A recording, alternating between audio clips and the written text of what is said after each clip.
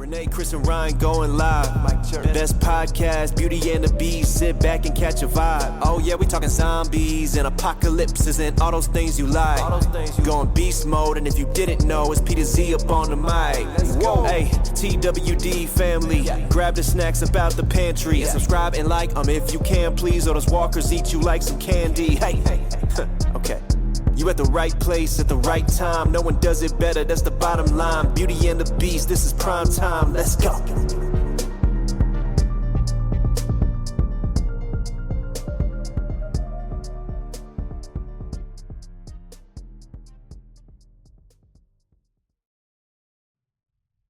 And we're live. Just like that. What? Well, not live, but like, you know. we're semi-live. We're live recording. We are not AI. We are not a bot. We are living human beings. It's hard to tell the difference nowadays. Yeah. Yeah. But oh, it's super difficult. Yeah. Maybe we just do content that way. Maybe we just have like AI bots just be us. You know, that'd make it easier, right? Yeah. I don't know. People might like it better. I don't know. Better get some royalties for that. Right. Yeah. Yeah. What is the legality of that financially? Doing some chat sponsored by Chat GPT. Yeah, there you go. What's going on, guys? I feel like it's been forever. It's been a long time. Yeah. It definitely has, but you know, like always, families stick together and we find a way. Yeah. I know this is something that like we've all been itching to kind of get back into and kind of get in the saddle again. But it feels like the last half year for all of us was just like the last like 6 months was just insane for all of us. And it's kind of how it happens all the time is like it's never like one person just gets super busy. It's like all of us get busy and then we just fall off the face of the earth and we come back like better than ever. Mm-hmm. Yeah. Well, speak for yourself. The last 6 months have been crazy, but it's still crazy right now because Fair. I got on a flight at 6 a.m. Flew to Florida. Had my dad pick me up, and then we loaded up a trailer, and then we hit the road to drive back to New York. So I'm going through South Carolina right now. I have 100 miles to go until I get to Buc-ee's, and yeah, we're doing it. So is your dad with you now, or did you leave him in Florida? Oh, he's here. He's right. He's my shotgun guy. Oh, okay, right okay. Yeah, he drove the first leg, and now I'm picking up the second half. There you go. At least it's not our old boss driving us back. Oh, that's the story for another time, my friend. Another podcast, huh? That's we could do an episode just on that. But that's got to be one of those drinking podcasts. Yeah. All right, we'll schedule that. I like that. Yeah. We'll do story time with Chris and Ryan. maybe we could do that with some downtime at the camp because that could be fun time. Yeah, that would be really funny. There you go. We could definitely get an audience for that story. No problem. Yeah, that would be. Well, I looked back, and it's been 5 months since we did a podcast. Yeah. So it's time. It is absolutely time. And I think that Renee had really kind of the best idea of getting us back in the saddle. So Renee, what was your idea for us to do a show tonight? I'd say we just go back to the beginning and start with Days Gone By. I've probably watched that episode, 24 times. I've watched that episode so much, and it's funny because like you don't watch it for a while because Walking Dead had how many episodes? Just the base show, 177. Yeah, that's insane. And every time I go back and watch it, I'm like, I know I thought this episode was my favorite, but no, Days Gone By is my favorite episode. I don't care what anybody says. It is like watching it every time is like re-experiencing it for the first time again.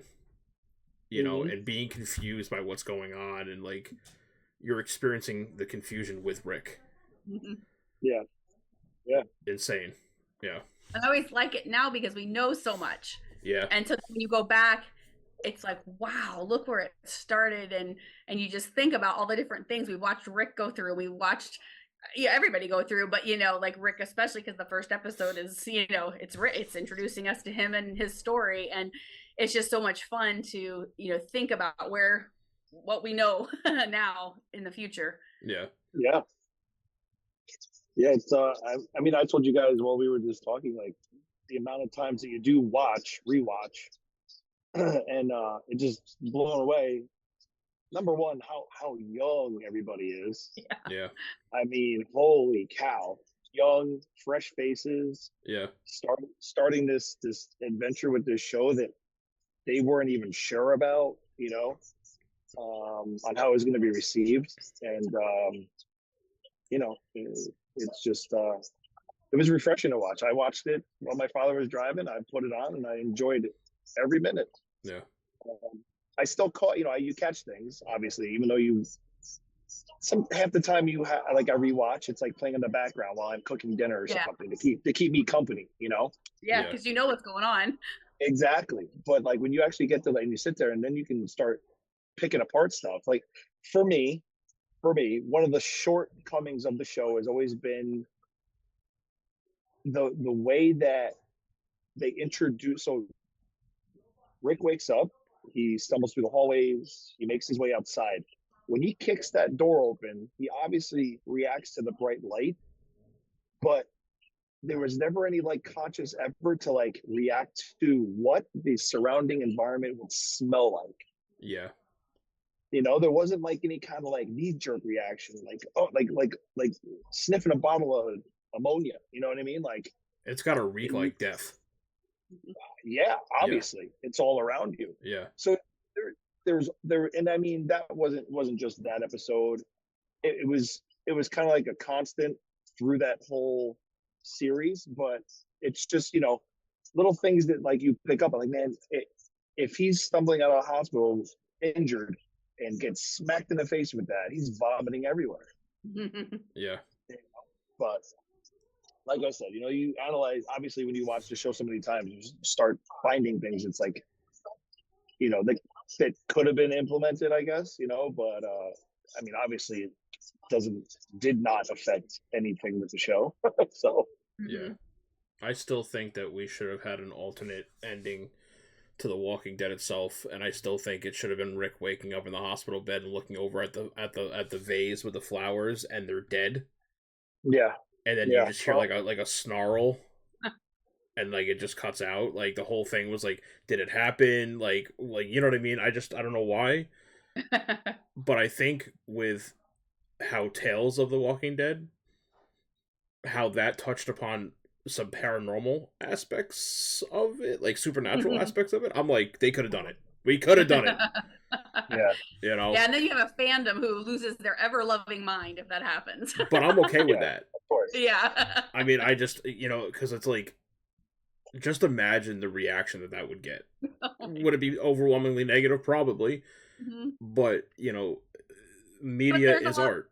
Yeah, and lots of series have ended and people hate the ending. I mean, people die-hard fans will go through it and it ends and they're like, that was garbage. Why did it end that way? So, it'd just be another one on that list, know? I mean, Renee, you know like, better than most right now. Lost. Got the same reaction. I liked so I didn't have a problem with it, but I know that was not and that's like How I Met Your Mother. Yeah. You guys watch that? I loved the ending. I'm probably the only person in the United States that liked it, and everybody was so mad about that ending. I just wanted it to be a little bit more. Yeah. When you love a show that much, like anything else, you want it to be a little bit more. Yeah. And it was like, bam, met the wife. Bam, she's, look, if you haven't watched How I Met Your, I'm sorry, but bam, she dies, and then, it's like, and then bam, we're with Robin. It's like it could have just been more. Yeah. Yeah. But I love that show. I still it's on my repeat list. Oh. Yep. Friends, The Office, How I Met Your Mother. I cannot tell you how many times I've watched each one of those series through because they're always my backgrounds. I just go through them. And that's just what I do. But yeah, I think a lot of times they end that way so that you're left wanting more. Like. Yeah, sure. We all want to hear more story. Oh no, we don't hear. But I think they do that kind of intentionally, a lot of times anyway. But yeah, I like. What's? Go ahead. No, I was gonna say. What's fun about How I Met Your Mother is that you actually get to go through the cell phone introductory period.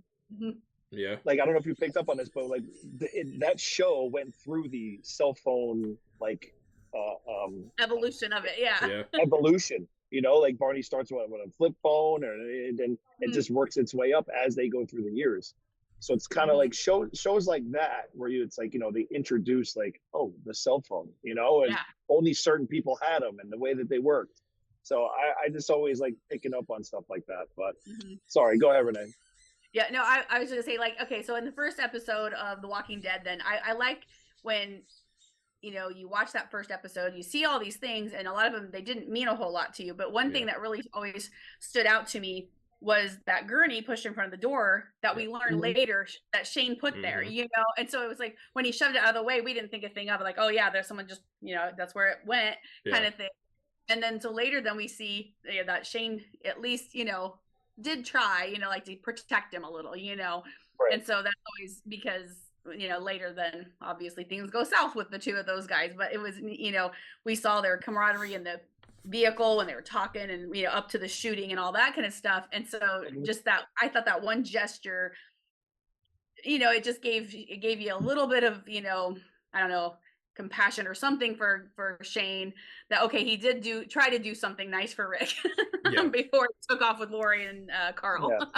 Yeah, I was gonna say, before he was shagging his wife, he tried to be nice. Well, I think it's important to note that a lot of people fixate on the monster that Shane turned out to be at the end. And that's not necessarily who he was. Like, you know, we saw glimpses, but we didn't really see the outbreak fully from Shane's perspective at all. You know what I mean? Like, so how does that affect the human psyche? You know what I mean? Like, I couldn't imagine going through that and knowing that, like, like anybody that you love and care about is gone. Society is falling apart, you know, around you. You could wake up dead tomorrow, or, you know, not wake up at all. You know what I mean? And so what does that do to a person's psyche? And we say this all the time, but, you know, people have, like, human behavior, they tend to make themselves the superhero of their own story. And from Shane's perspective, he was probably doing no wrong. It was Rick who came back and was fucking things up. You know what I mean? Well, look at how many times we always said Rick in someone else's eyes is the bad guy. Yeah, absolutely. Yeah. You know, so. Yeah. I think, you know, Shane, you know, I think a turning point for him too was with Otis. You know, he had to do that to survive. I get, you know, like that was like, who's to say how I would have done in that situation, or you, or, you know, any of us could have done that and would have been like, okay, I got to save myself. So here you go. You know, I'm going to throw you under the bus and that's what's going to happen. But that affected him, you know, that really did too, on top of everything else. And then, you know, knowing, you know, he was trained to protect and serve, you know, and that kind of thing. And so for him to do that, you know, that had to be, I mean, he seemed to do it very easily, but the after effects, I think, are, you know, really weighed on him too. Yeah. But I want, if you were to poll, like, let's say we were to like poll the fandom about the way this show opens. All right, it's Rick. He's walking through an abandoned area. He comes across the teddy bear walker. He has to, you know, shoot her. And then, obviously, when the show originally aired, commercial break, and then they come back and you got them sitting in the car talking. With that iconic opening to a show. And then nowhere in the series does that opening ever evolve into anything or become another, it's like its own set identity. I'm like, Rick and the environment. And then I felt like they kind of mirrored it again with the bicycle girl, the one who was like cut in half. Yeah. I felt like once again they like mirrored it because he's alone, and you know he comes across like another, you know, emaciated dead person who's chopped in half, crawling on the ground.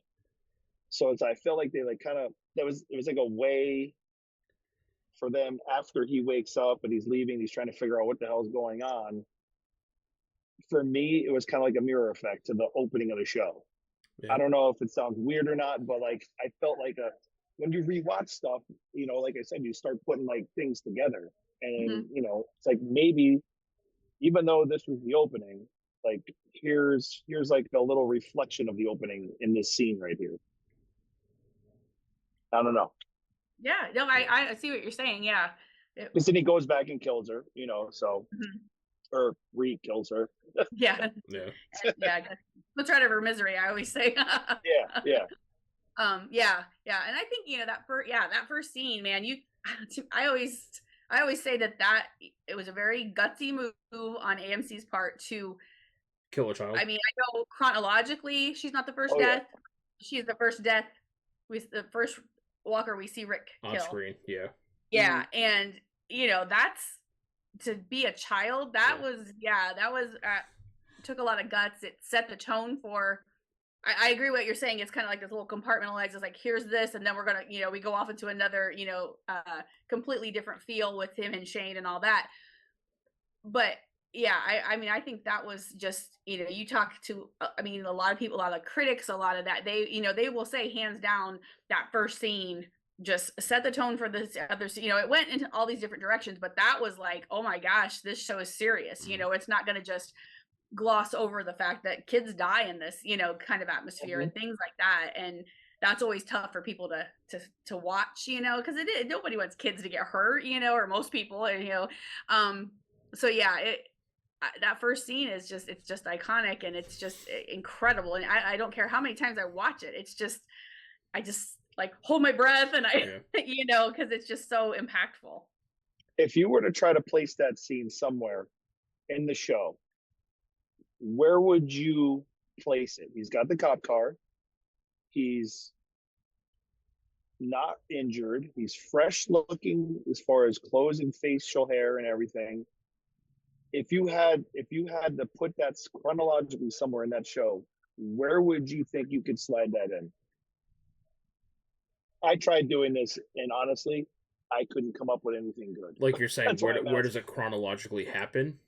No, I think it's just saying where else would you put it? Like say the show starts where him and Shane in the car. Okay, they're talking, that whole pans out. Is there another spot you could think of to put that in? Is that right, Chris? Yeah, like where would you fit that in the show? In like exactly like that scene that they opened with. Where would you try to put that in like a timeline almost? Yeah, like in a timeline. Where would you try to place that in the show? Well, it happens right after he leaves Morgan and Dwayne. Mm-hmm. When he leaves the King County Sheriff's Office. Sometime after that. After that. Yeah. That's the last time we see the cop car. Yep, and that's when he sets out on foot and goes to find the horse. So he takes the cop car as far, he takes it as far as he can until he runs out of gas. Yep. Grabs the can and does that. So I misunderstood. I thought you were saying like, is there another spot to put it? But chronologically, it would have been. Mm-hmm. Yeah, because I know that in the episode, I know he runs out of gas with the car or a car. That's the thing. I tried trying to see if I could see the number on that car because the number in the beginning is 134 on the police car. Yeah, it's definitely after he leaves the sheriff's office because that's why he looks so clean and everything is because they showered and all. Yeah, exactly. Yeah. And that's why he has the bag of guns that he got at the office and everything. So so that's like he's coming out of King County, runs out of gas, hopes to find more gas but can't. Then that's when he goes to get the horse. Then he finds the horse at that farm. And goes into Atlanta. So that's So that's right kind before of what all that is when he would have came across and Yeah, because then he doesn't ever get a car again until way late. You know what I mean? Like right. During that, the beginning and stuff. There's no vehicle because you can't find any gas anywhere. But I was thinking when you said that, I thought you were saying, was there another spot, not necessarily chronologically, but like in his story, like where that would fit? And I had my brain on another train of thought, and so I was thinking that would have been really cool. Start out. I don't think you can change it to make. Like it was just, solid the way it is. But if it came up in another spot, it would be interesting to see the beginning, start with Shane and him in the thing and everything go up to the point that he gets into Atlanta, turns the corner, sees all the things, and then he remembers that. It flashes back, And he's like, we see that in a flashback to kind of see where Rick's been, Gotcha. Yeah, That's yeah, okay. just my brain thinking, No, that's good. What I would have loved is keeping it where it is. But if Andrew Lincoln had not left the show and had seen Walking Dead all the way through to season 11, I would have loved the last scene would be, for whatever reason, Rick is out on his own. And he's got the python, and he's got it in his hand, on his holster, and he comes across a child walker. Maybe not, as big on the, as straight on the nose as the teddy bear walker, similar to, I believe, Addie Miller plays in the first episode. Right. Yeah. But like something that like flashes back that he sees this walker, and all of a sudden he flashes back to the moment he had the gun pointed at her. And he pulls the trigger, and as he pulls the trigger at the teddy bear walker from the season 1, episode 1, and then as the trigger's pulled, he's shooting the child walker in the final episode of season 11. So it's kind of like mirroring, like that's how we ended. That's how we started. That's how we're gonna end. Yeah. Cool. Yeah. That's how I would have done it. Mm-hmm.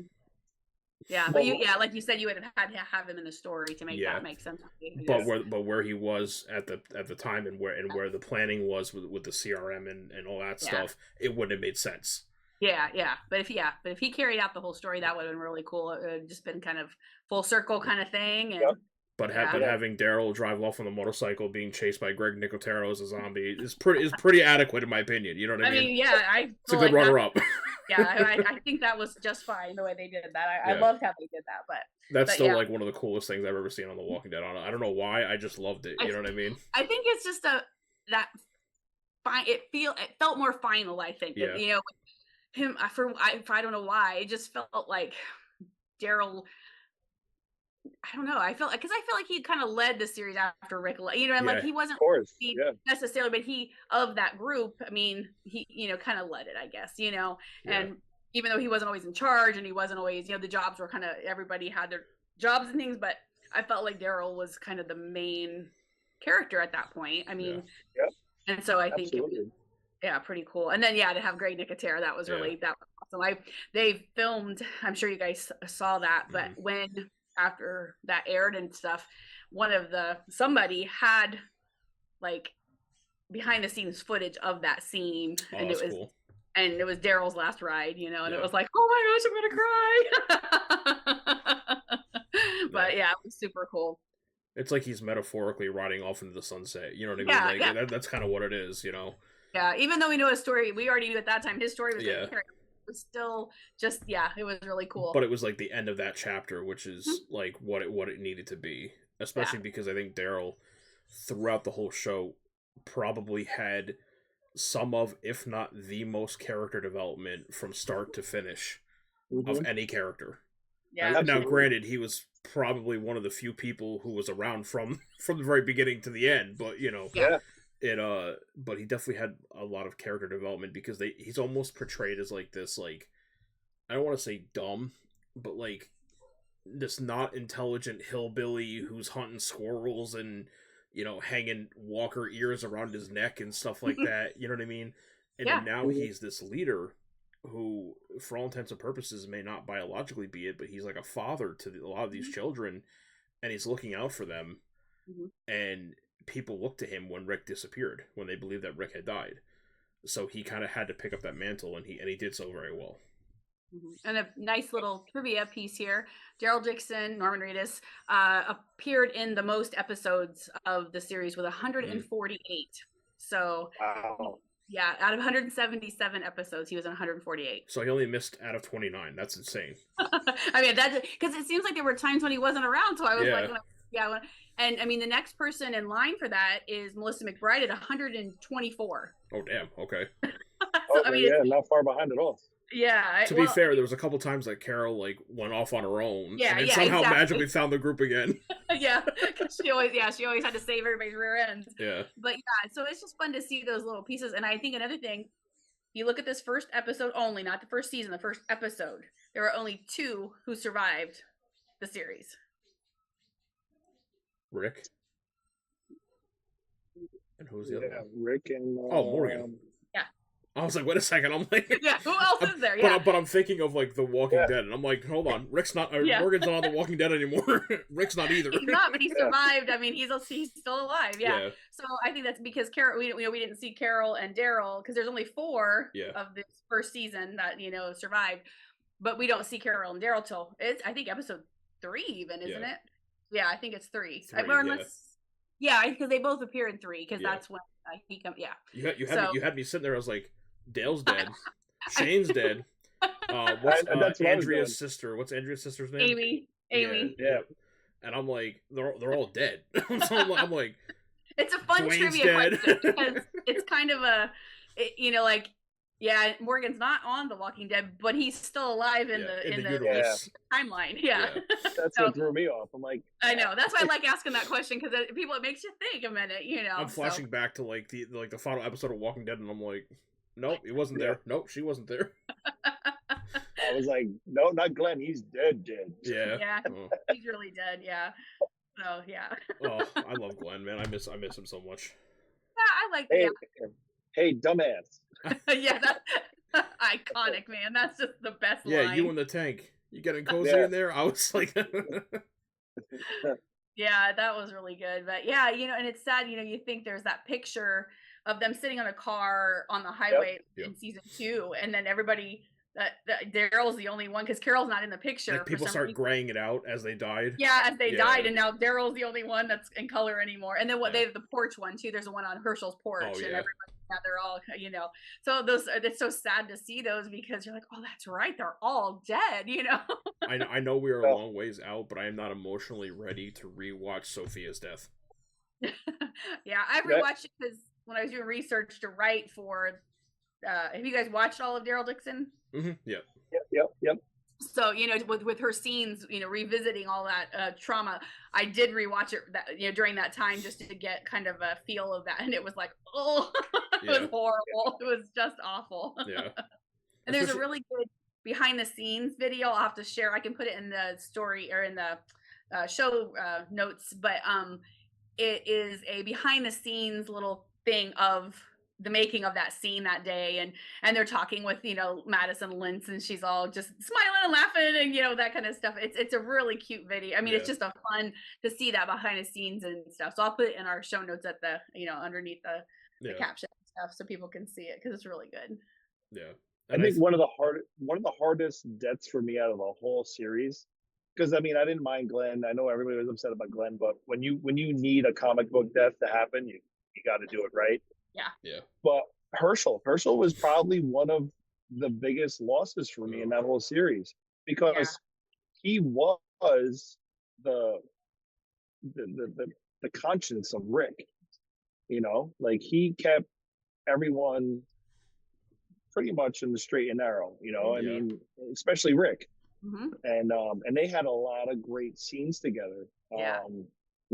Just fantastic scenes. I mean, and then to the way that he went out and losing Herschel was one of the worst deaths for me personally in the whole show. Yeah, it was a brutal one to watch, but I didn't start watching The Walking Dead until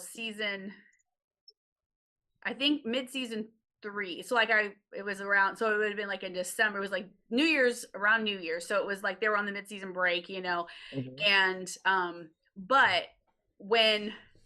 back when Herschel was killed, I'm trying to think because when does he? No, wait a minute. I mean, that's not right. He hadn't died yet. But when it actually aired, I had read a spoiler. I mean, I wasn't watching this series, but I remember on Facebook everyone talking about this Herschel and all this, So I knew that he would die at some point. But yeah, so the whole every time something happened, I'm like, this is it, But it was that was brutal because I guess I just kept thinking, oh, this isn't it yet. It's and then I was like, oh my gosh, yeah. So that was a tough one. That was really tough. It was, yeah. Yeah. I'm glad that Chris and I got to meet Scott Wilson before Scott passed away. Yeah, that's awesome. Yeah. Yeah, that was fun. That was a good interaction. Yeah, because it was like he really like that was such a great casting. Like Scott he just seemed like such a genuine person like Herschel was. You know what I mean? So it just seemed like he didn't have to do much acting to be Herschel. Like, you know what I mean? He's just so nice. Yeah. And when you met him in person, it was almost like he obviously he was Herschel, but like that's the person you were introduced to, like when he talked to you. And I remember when we went up, he's like, "Hey boys," and like put his arms around us and really embraced us. So that's awesome. Yeah. That was definitely one of the most impactful deaths, I think, for sure. On the show and in real life, you know what I mean? Yeah. Oh yeah, that was really tough. Yeah. Was gonna say back to the show. Let's not get all this is fine. It's just a nice little intro into this watch party that we're going to be doing, this watch series. Yeah, no, I obviously, watching Morgan and Dwayne and Rick, back together again, and watching I forget the wife, obviously I forget her name, I don't know, but when she comes up to the door and Rick's peeking out the peephole, the little peephole, and then she reaches down and starts twiddling around with the handle, and I think it's probably, once again, it's like the first time I like really picked up on the detail of like Rick's watching her as she's like outside the door. And then as her hand starts touching the doorknob, his eye, the way they filmed his eyes, slowly look down at the door handle. Mm-hmm. And you know what I mean? And then they fade away, they fade back, and he's sitting down with them as, she's still there at the door messing with everything. I mean, the aspect that they still had some kind of, or I guess, assuming that was the reaction to them having some kind of deep memory still of previous life, type thing, where they had some kind of function or memory of how things worked and did. I just wish that never left the show, because I just feel like that was just such a great detail that still kept these people human, and would have made it harder as a person to actually have to finish the job. Yeah, for sure. I could be misremembering it, but they, like, the teddy bear walker picking up the teddy bear, and Morgan's wife was Jenny, I want to say. Jenny, yeah, I was gonna say that. Yeah, that's Jenny. And her like turning the doorknob, that was what eventually morphed into the variant walkers. Like, they had some kind of smart, like some kind of intelligence, retention of their past life, and then I thought that was what they agreed upon. They kind of they basically did, like in the final season, they kind of did it as a kind of homage to that, because that was Frank Darabont that did that. The reason that we had it and then we didn't is because Frank got fired. And so that was his idea, was to make them just that little bit of intelligence, like the guy at the shopping center with the rocks, he's pounding, he's pounding on trying to get in, just those little things like that. That was all Frank Darabont's idea. So when he left, they're like, nope, we're going back to the dumb, they have no brain power, whatever. And so then at the end, I think that everybody just thought, kind of as a, like a nod to that, then that's when they kind of slowly kind of introduced, because that's what everybody was like, well, why did they just all of a sudden come at the end? Where have they been? And that kind of thing. But it was kind of sloppily done, but it was basically just to kind of give a nod to what Frank Darabont had done in the beginning. Yeah. Right. Which I agree with Chris. I really wish they had kept it. Oh, yeah, 100%. I thought, it was so cool. Yeah. Just having that, you're leaving connection. That glimmer of a human element still. Yeah. And it would be much harder, like, especially as Morgan, to see his wife out there knowing she could hurt them, but like, she's walking to their house, she's opening the, she's trying to open the door. It's like, there's got to be, she's got to remember us. She's, she wouldn't hurt us because she's got something in there that she's remembering, so she's going to remember us, and things like that. And I feel like that would be the human side of us. We want our loved ones or the people that we cared about to, remember us, I think it would have made things like the governor's daughter that much more heartbreaking. I was just gonna go ahead. I was just gonna say Penny. I was just gonna mention Penny and say that. Yeah. Because I mean, because he believed that she was in there somewhere. Yeah. And that was the whole point, right? Yeah. And anybody watching that's a parent, an aunt, an uncle, a grandparent, anything, you're going to have sympathy for the governor because he knows she's still in there. You know, if they had that kind of thing, but no, the fact that they didn't, we all just thought he was nutso, you know. But now imagine the governor gets caught with Penny, right? And he goes, no, she's in there somewhere. And they're like, yeah, okay, whatever. And then he pulls out like a music box from when she was a kid, and it starts playing this song. And she goes from this bloodthirsty walker who's just snarling and reaching for people, and she stops, and she's just like, you know, like how impactful would that have been? Calm and lucid. You know what I mean? And I would have loved to have seen that. Something like that would have been cool. Yeah, because like I know, I just remember some of that. I still would have been like, well, you have a bunch of jars with heads.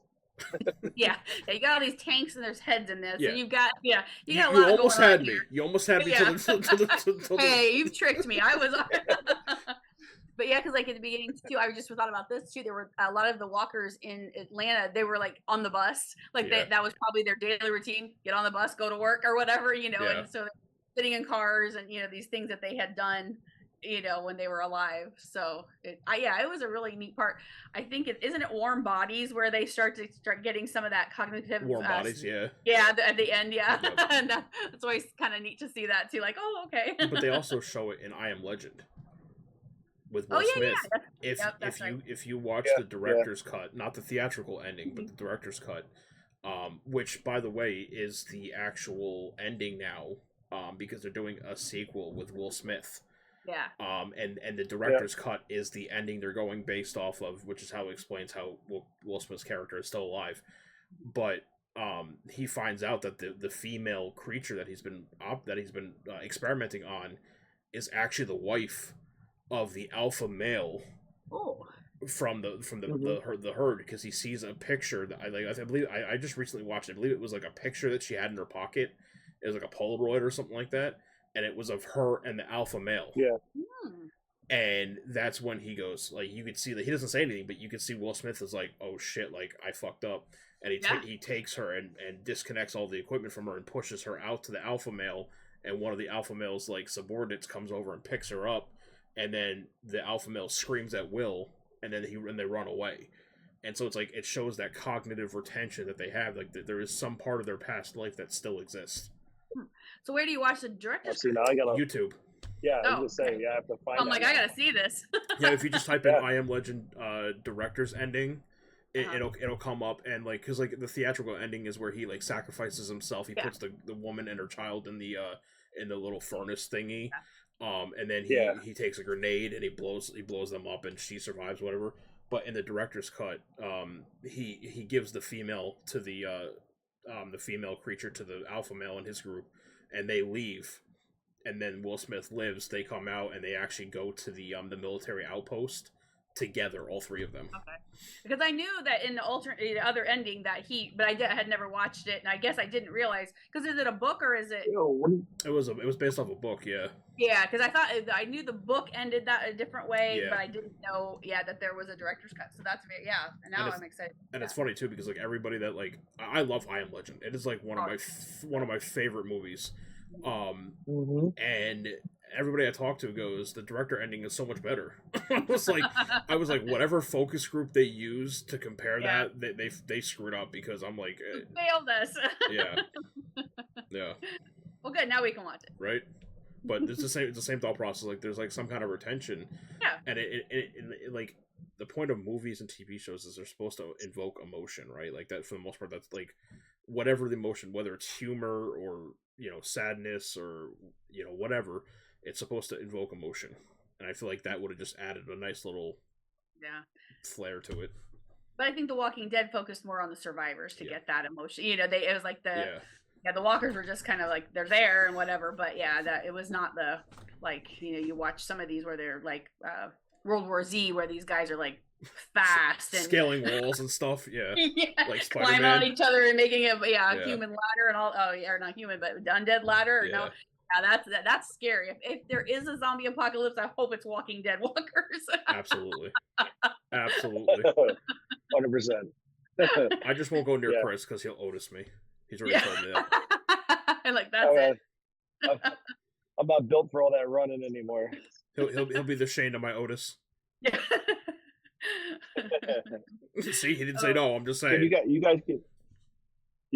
guys hear me? Yeah.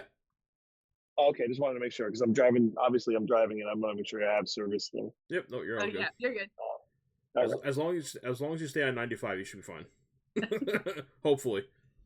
That's the plan. I hope. The woods don't look that great, so. Yeah, fair enough. So yeah, don't worry, bud. I won't notice you anymore. Oh, I appreciate that. Thanks. I'm glad that our friendship has evolved. Yes. No more Otising for you. So, I know that it was the first episode, and the show was trying to get as much done as they could or whatever. But something that always bothers me about the first episode, and I have to mention because it really grinds my guts. But Rick under the tank. Mm-hmm. He's about to blow his brains out, and all of a sudden there's a hole there that he sees. But not even just that. If you go back and watch it, he has the gun to his head, and he goes, "I'm sorry, Lori. I'm sorry, Carl." And without even skipping a beat, this motherfucker just pulls himself up into the hole and gets in the tank. It wasn't like there was no pause. There was absolutely no pause where he was holding the gun to his head and he had his eyes closed and he opens his eyes and he sees the hole and he goes, and but it's like he does this. He's like, I'm like, come on. It was there the whole time. The whole time. We just didn't see it. And I'm like, where's the dramatic pause? Like there's an art to dramatic pauses. Yeah, and then and I'm pretty sure he didn't close the hatch after he got in. No, and then he pops the soldier with the revolver in a confined space like that. Yep. And gets shell shocked because of it. Goes a little deaf. That's actually going to happen. So yeah, that was good. Yeah, but the whole climbing in thing, I was like, Yeah. Do you want to know a fun piece of trivia about the tank? Sure. It's not even a U.S. military tank. The only tanks like that are British chieftains. It's an obsolete British chieftain, which was never used in the U.S. military, visually modified to represent the M1 Abrams, a common model used for films. But they used that because they needed that hatch underneath. Oh, okay. But they modified it to look like something from the U.S. military. I love AMC. Let's not rewrite the story to make sense. No, we have to find the British tank that magically has the hatch underneath. Wasn't there a tank in Britain that we could use? I think that, yeah. So anyways, I think that's that's always such a funny thing. That is hysterical. Yeah. And there was another piece of trivia I was going to share with you guys. I wrote some notes down because I was had read these before and wanted to. And like that, honestly, through the whole show, isn't the horse like one of the only animals that gets eaten? Always. Yeah. I mean, through the whole show. It's like a joke every time a horse shows up. They're like, "Well, it's gonna die." What the hell? Yeah, because I mean, even at one point they ate them, when they were starving, and yeah. And the other piece about the tank, so the actor that is in there is Sam Witwer, and I always like to give him a shout out because he was supposed to have a bigger story. He was supposed to. Frank Darabont and him were friends. I think, if memory serves, I think Sam Witwer was in The Mist. And then Frank Darabont cast him in The Walking Dead. But he was supposed to have another story, like I don't know if it was just going to be an episode. Like a Red Machete type thing? Wait, I think it was actually Sam Witwer? Witwer? Yeah, Darth Maul. Oh. From Star Wars. Oh, really? Oh, that guy. They're the same? Huh. Yeah, Sam Witwer is Darth Maul from Star Wars. I believe so, at least. Well, I will. Yeah, I'm gonna click this little link here. It has in his name, and I'm looking at this because I know he's done a lot of stuff. Yeah, I mean, he's been like in Dexter. He's been in. He was the voice of Darth Maul in the animated Star Wars. The Clone Wars. I was gonna say, I don't think that was him, but I've written several articles about Sam Witwer, and I'm like, wait, I don't ever remember that, but not to say I didn't miss it. So anyway, Frank Darabont had a prologue thing they were going to do in season 2. and it was going to show Atlanta falling and him as a soldier in his path to dying in that tank. Oh, that would have been so good. Yeah, and he didn't say anything for a while, but there, if you Google it, there's a video where he's at a con after Frank gets fired and all this stuff. Then I guess he felt at that point he could talk about it because he was very angry about the whole thing. And yeah, so anyway, he was supposed to have the story that would have told kind of how he got, and died in the tank then and all that. So I thought that was a, neat thing. That would have been really cool. I know that, yeah, and I know they touch on it, like all the with World Beyond and stuff. But I mean, just a series based on how the city's. No. Yeah. I would have loved to see like the world, like the outbreak, but from the military's perspective, like 100%, like how did the government react? Like, they deployed the National Guard to the major cities, Atlanta, New York City, LA, you know what I mean? And how did they react? Like being in Washington DC in the command center, and you're getting updates from, oh no, LA just got overran, you know what I mean? They haven't communicated in 13 hours, you know what I mean? Something like that would have been so cool. Yeah, that would be really cool. And we learned a little bit with the CRM in the ones who live, how they bombed the cities and stuff. So, but again, it's not that it wasn't like what you're talking, which would be way more intense. And yeah.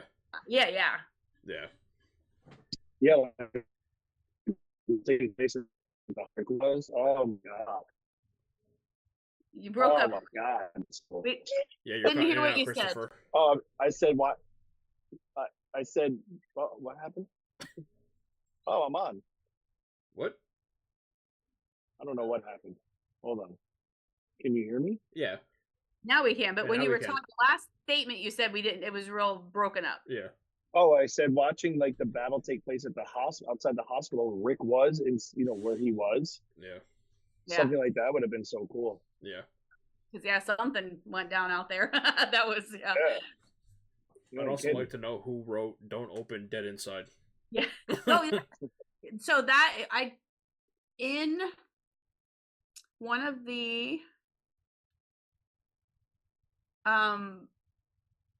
webisodes. Oh, I don't think did I watch. No, wait. It's I forget which one. I'll have to let you know which one it is, but it's it actually shows you the hospital, and it shows you that stuff going on. And I can't remember if they show. Yeah, I think the person paints it on there. I think in that webisode. I don't remember that. Now I gotta find it because I trust your memory a hell of a lot more than I trust mine. That's for sure. I do vaguely remember seeing that happen. I'm looking it up right now, so keep talking. So talks amongst yourselves, right? Yeah, talk amongst yourselves. What was your guys' favorite part of the first episode? Favorite scene? Favorite scene? Yeah. I mean, it's hard not to say the opening scene because it really, that's what sucks you in, when honestly. But I mean, if I push that aside, so it ended on a real good suspenseful note. So I would probably say the last scene. Yeah. When he's in there and the radio goes off, and you're like, well, he's trapped in there. What's the hope? Where's the glimmer of hope? Horse is dead, guns are out there, and so I would probably say Glenn on the radio. Yeah, I agree. That's because Glenn's Glenn's been one of my favorite characters, ever, and so that having him introduced in such a way that was able to embody who Glenn is as a person in just a few lines was perfect. You know what I mean? And Rick's kind of he has this moment of, you can tell on his face, he's like, am I hallucinating? or did I just get called a dumbass on a military radio? You know what I mean? By a pizza boy. By a pizza delivery boy. Yeah. So the origin of that was in The Oath. There's a webisode called The Oath, and you'll see the origin of the door. So check that out. I'll have to go back and I'm sure I probably watched it at probably, some point. but it just either forgot it or just didn't, whatever. But so that's where that came from. And favorite episode or favorite scene in the first it can't be the teddy bear walker. Yeah, I'm not gonna pick that one because that's obvious. Obviously. But I think I mean, it's just a doofy one, but I love it when Dwayne hits Rick with a shovel, and it's like, I got him, Daddy, I got him, you know. Yeah. And he's like, Morgan's like, he was talking, Yeah. you know, they don't talk, you He know. called me Carl. I just, you know, it was just unexpected, and so it was a fun one.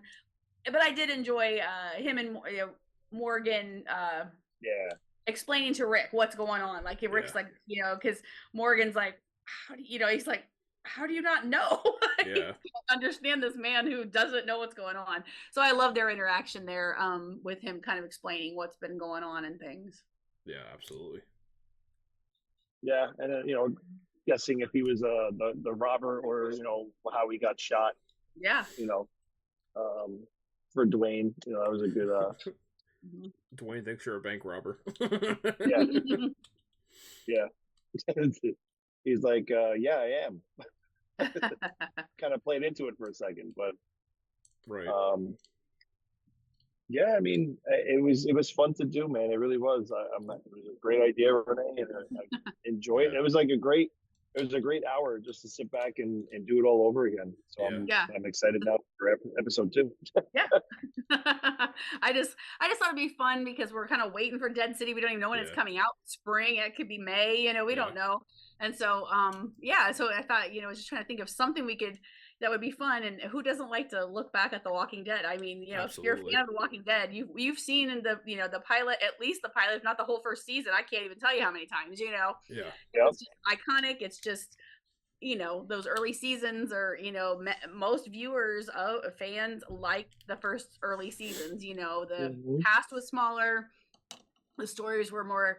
You could, you know, they could kind of fine tune the stories better. You could kind of dig into them a little deeper and things like that. And it was just, you know, I mean, they were great. I mean, obviously we loved the whole series, or we wouldn't have a podcast, and I wouldn't write, you know.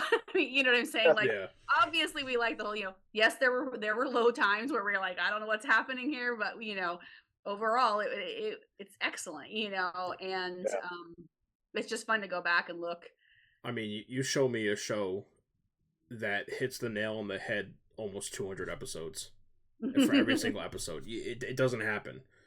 You know, that every show that runs that long is gonna have episodes or seasons where it's just kind of like, ugh, you know, because they try, because they have to constantly keep changing things to try to make it fresh, make it new, so it's not the same old stagnant shit. And then they learned through, you know, seasons 8, 9, and 10 that, well, no, we should probably just go back to the way things were, and they did. And season 11 was one of the best seasons in my opinion. You know. Yeah, they did a great job. Yeah, now we're moving into all these spinoffs. And so I wanted to ask you guys, you know, what are your thoughts on season 2 of Dead City with Kim Coates? I think that's excellent casting. You know, we're getting Negan back to Negan. And so I just kind of wanted your guys' thoughts on what you think for this second season. I'm excited. Well, I don't know what to say. You know me, I can't wait for the love affair to start. So. He's waiting for the hate bang. I'm telling you, man, I can't wait. It's gonna. Everyone thinks I'm crazy. I can see it coming. It's never gonna happen. I'm gonna stand on that hill, Chris. It's never gonna happen. We can high five. We can high five when it gets there. All right. You stay on that hill. I'm coming to get you. Push me off, yeah. Before we go ahead. I'll say, imagine Maggie giving birth to a child that's got her intelligence, but Negan's like maliciousness. Just imagine. Kind of a force there, you know. I would be scared. I'd be terrified. Yeah. I wanted to give a shout out to my friend Molly, who bought me this shirt for Christmas. So I'm representing Negan today. That's awesome. And, I love that. Molly's a friend who, unknown to me for however long, had been tuning into our podcast religiously and had never watched an episode of The Walking Dead. She has now watched it through, but it just blew my mind, and it was just amazing that she listened to us all the time, babble on about stuff she had no idea what was going on. She's a great friend. I mean, exactly. That is the definition of a trooper right there. I don't know if I'd have the constitution to sit here and listen to something that I don't know anything about. Yeah. whether I care about you or not. I don't know. That might be difficult for me. I'm just saying. Yeah, I mean, I don't blame people. My mom's like, I've tried to watch, but I don't know. And I'm like, Mom, it's fine. You don't have to listen. It's okay. I appreciate you trying to support us, but I get it. So anyway, had to I give don't her know, a shout. Ryan. Yeah. Ryan, I would come and just so I could see that Captain Cornelius beard, man. Like I would just come and see that beard, bro. You want to just stroke my beard? It's looking good. I'm not gonna lie. Thank you. It's full. It's in charge. It's like a nice red. Do oils and stuff too, Yeah. Ryan? Yeah. Actually, thank you to Daddy Josh. One day at the camp, we were talking, and I asked him, I was like, "How do you maintain it? What do you do?" And he sent me links to stuff, and he was like, "This is what you gotta do." And I'm like, "All right, shit." So I got oils, I got the ointments and stuff like that, just to kind of Yep. because of the biggest problem that I had was the skin agitation. Yeah. And so there's this cream stuff that I bought that I actually massage into the beard, solved the problem within a week. Yeah.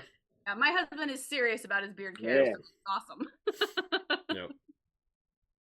I think I gotta go get it shaped up a little bit, but I think you just gotta let it go. Comb it, brush it, and just bush it out, man. They've got straighteners. Yeah. You can Looks get the good. little heated comb thing for it and make it. That's a good idea, actually. See, even Renee knows. I just know because my husband. We know what Renee bought Josh for Christmas. Yeah.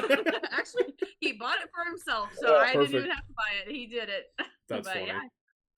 Yeah, this has been so much fun, guys. I'm so glad. Even with Chris driving, I appreciate you doing this, Chris, while you're driving. we have the picture cut Yeah, out. you kidding stand-in me? for Chris. Yeah. Look, if we could talk for the next 12 hours straight, I would do it. You know what I mean? It would just keep me going. Yeah. We probably could. I'm sure we could think of something to talk about. We will find a way to ramble. We just rambled for an hour.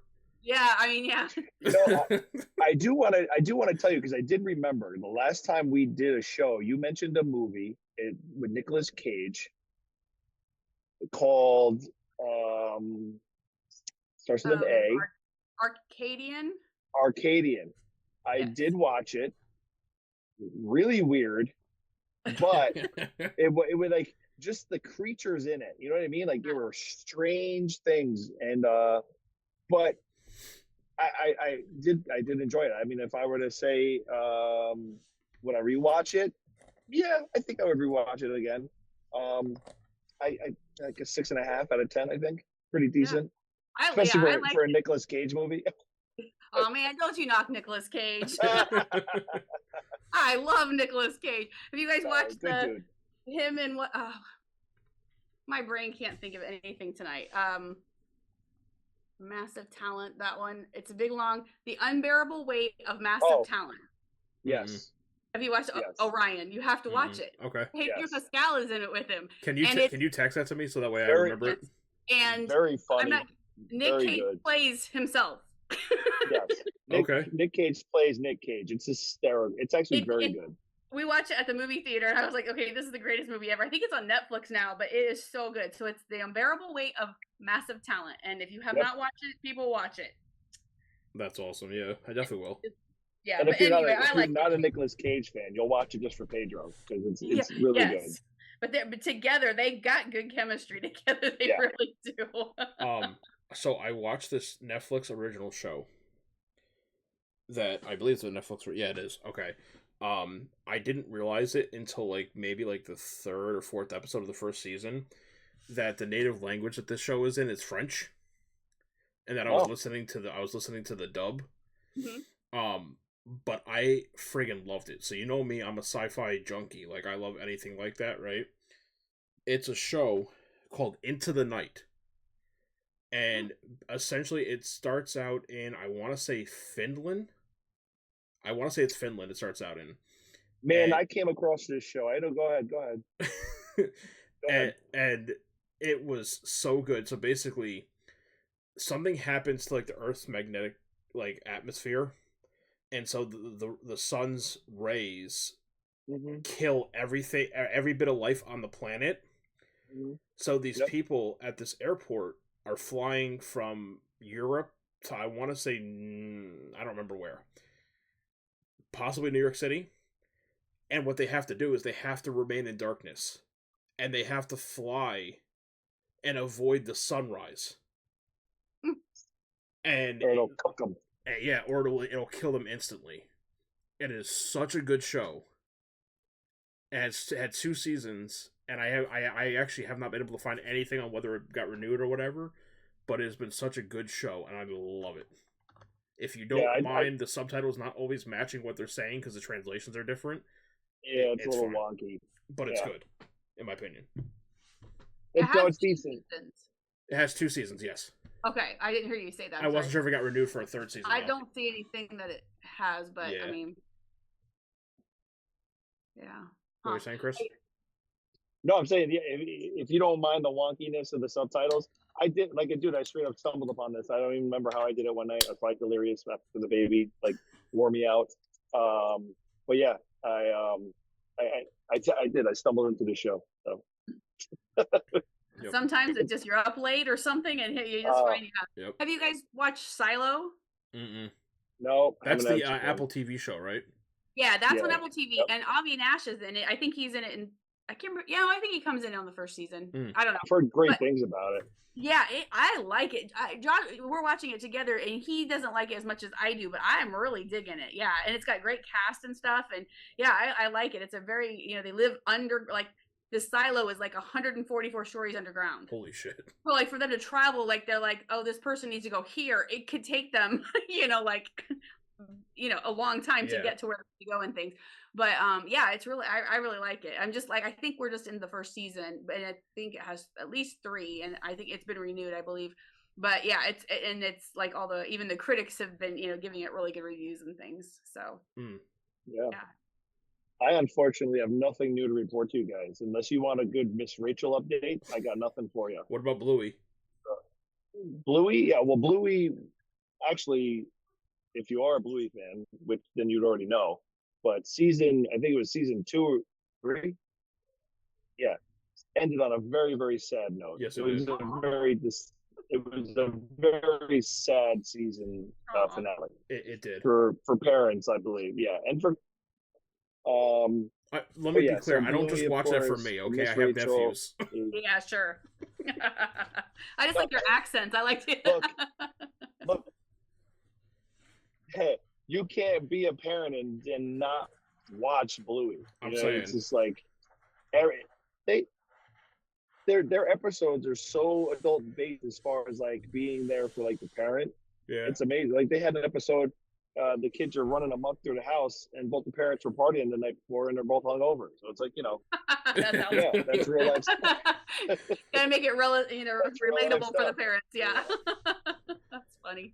Yeah. It's good stuff though. It's very wholesome. Good show.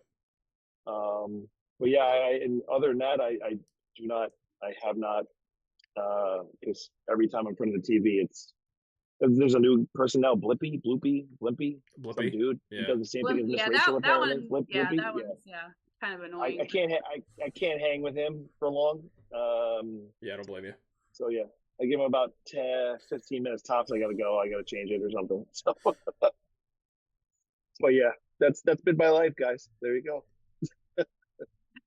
Different season for you. it's just a different season, yes. But I mean, obviously, I'll stay up to date on everything once it starts coming out and we start getting new stuff. And I will entertain myself with watching old seasons of The Walking Dead because they're amazing. So, did you guys ever watch 3 Body Problem? It's a sci-fi show on Netflix original.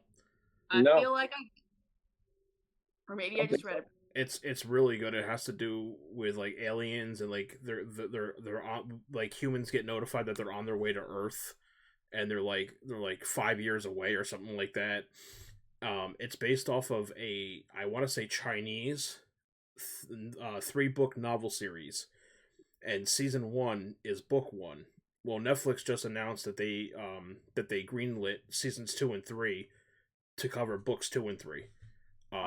Such a good show. 3 Body Problem. 3 Body Problem. I've heard of it, but no, I've just pulled it up, and I have not watched it. But yeah, it's based on the Chinese novel series Remembrance of Earth's Past. Yep. Interesting. They were written by a former computer engineer. Mm-hmm. Yeah. That's interesting. Yep. Yeah. It is a really, really well done show by Netflix. I will give them that. But yeah, I loved it. I fell in love with the first episode, and I binged it in like one day. It was really good though. All right, I'll have to check that out. Yeah. I'll put that on my in my iPhone notes to watch list. Absolutely. I know we've got a running list of that. Have you guys watched anything? Well, I guess Chris hasn't, but Ryan, have you watched any like newer Taylor Sheridan stuff? No. Like, Oh, I did get to finish Landman. That show. Yeah, amazing. Incredible. I did get to finish Lioness, which Lioness and Landman, my two favorites. Yeah, we watched, I think, the first season, and then we haven't gotten, because there's 58 other shows. We did just start watching, we're a little behind on Tulsa King, and that's a Sheridan one too, and that is so good. Is this just like the Marvel Cinematic Universe? Like, what's going on? I know. It's Sheridan Cinematic, yeah. I guess his is more TV universe, but we just rewatched 1883 also because that's one of my favorites.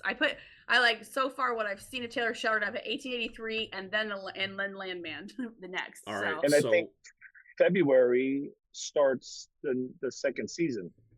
That's 1923. 1923. Yeah, 1923. I want to rewatch the first season. I told my husband, I said, I don't know if I was just in a weird mood because I should love that because it's Harrison Ford and Helen Mirren, for crying out loud. Right? Helen Mirren. Oh my God. Yeah, but it was like I couldn't get into it. And I think because we came off of 1883, which was just incredible. Yeah. I think it was like I was like, oh, this isn't quite what I wanted or whatever. So I'm gonna go back and rewatch the first season because I should love it, and so I'm gonna give it another chance because I knew the next season is coming. I need you guys to tell me the order to watch the Yellowstone shows because I have not watched any of it. You can watch them in any order. It doesn't matter because it doesn't really spoil it. I mean, like you got, Yellowstone is modern day Duttons. 1883 is like the pioneer Duttons. 1923 is that era of Duttons. So it's all very compartmentalized. You don't feel like like a name might pop up. You're like, oh yeah, that's so. Okay. Yeah, it's nothing that really ties directly that you can. Okay. Yeah, you can do whatever you want. But 1883 is the pioneering. They're actually on the Oregon Trail. Oh, that's cool. But it's brutal. Dude, it's brutal. Yeah. But have you watched American Primeval? Mm-mm. I just started, like, the other night. I was sleeping on the couch because Gabby's had the flu. So I put it on, and I think I made it through 20 minutes and then passed out. But I will try to watch it. I will try to watch it again. Because if you thought 1883 was brutal, this is it. American Primeval blows it out of the water. Yeah, I did see people getting. Kim Coates is in that one. Yeah, it's there, but it's just fascinating to me that just it's based on a lot of historical things, and they're just great. But anyway, just watch them; they're so good. But Tulsa King, completely different Sheridan one. And Sylvester Stallone, man, he is so good in this role. He does an amazing job in Tulsa King. Amazing. Just unbelievable. And another thing, Jenna Elfman and Alec Moraz. Remember, we interviewed Alex at the camp out by the swimming pool. He was one of the Reapers. Yes. But both of them are cast in season 3 of Dark Winds. Oh, that's cool. Yeah, I don't know that he's like a border patrol agent, and she's actually she's in it. I haven't started. I've got the screens, but I haven't started watching it.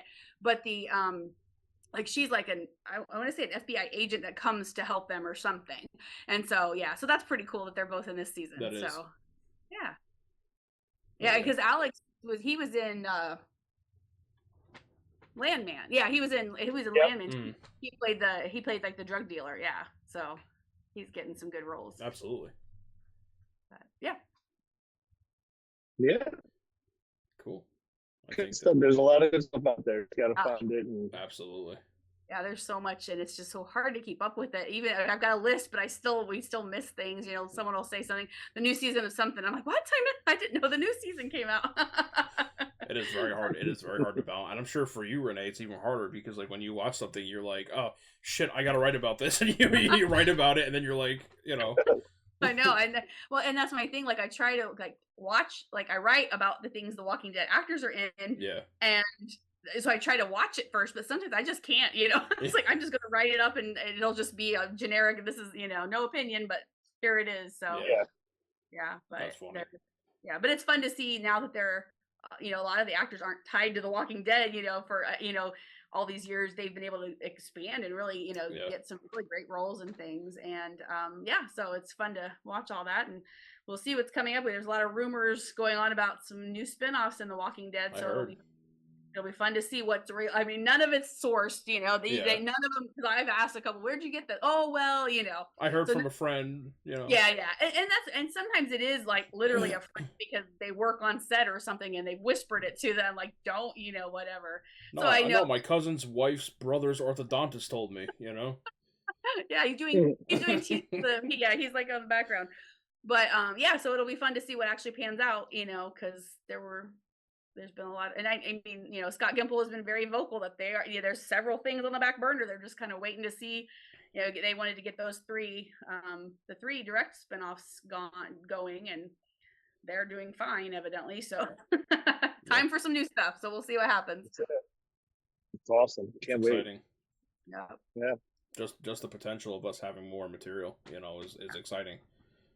Yeah, I really wish they would do Tales of the Walking Dead. There's so much potential there. I wish they would and I mean I don't know all the logistics about it and what and I know for a while they couldn't because of the Walking Dead. There was a lot of stuff they couldn't do because they had to end that story they could really go into some things, but there's a lot of potential there with that I hope they tap into, and there's so many backstories we could get even characters that are gone, that had died and things. So I mean, hell, they could do it. They could do an entire season of Tales of the Walking Dead, and it's just the outbreak from like different cities and different groups. You know what I mean? Just like how them experiencing it. Yeah, because they did the one with that Blair and Gina, Parker Posey and Julian Bell, and that was so cool to see. That was so cool.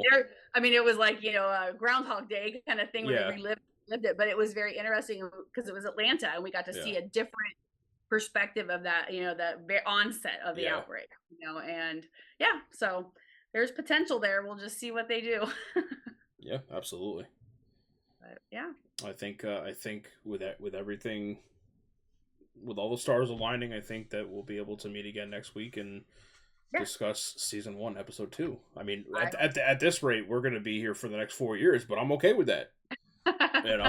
Well, we've got several months until Dead City starts, so we got lots of room here to talk about stuff. So absolutely.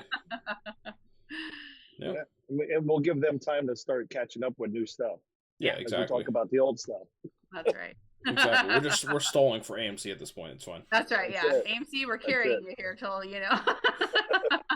we expect the paycheck in the mail. Yep. Send those residual checks over to us, or whatever. Yeah. Yep.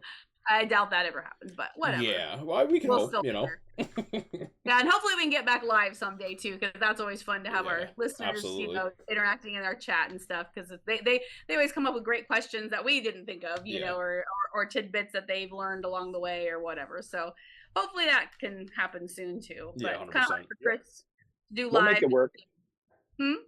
We'll make it work. We'll make it. Anything's possible. That's right.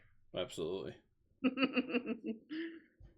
All right, fellas. Yeah. I think I don't got anything else. You guys got anything else? Nah, I think I'm done for tonight. I got about another 14 hours. That's about it. No, God bless. Are you guys driving straight through? Oh yeah. Oh yeah. I'm about to hit Florence, South Carolina. Nice. Okay. I'm gonna stop at Buc-ee's. Oh yeah, you gotta go to Buc-ee's. Yeah. I was told I need to pick up a sweatshirt. I have to get an outfit for the baby and a magnet. I'll Venmo you. Can you give me a T-shirt? Yeah, I don't care. Just tell me what you want. All right, cool. I'll text you. And don't forget a brisket sandwich. Ooh. A brisket sandwich. I can probably get one of those down at 9:00 at night. No problem. Oh man, I tell you what. I introduced my husband to Buc-ee's brisket sandwiches. Now he our travel go 20 miles and we're at Buc-ee's. That's where we're stopping. I've never been to Buc-ee's. I saw Georgia has Buc-ee's all over the damn place apparently. Yeah, we're getting one down south here. I forget where. It's not real close, but I felt like it was sort of close. I think the closest one is I can't think what town. It's before Atlanta though. It's only a couple hours away. But we would stop. Yeah.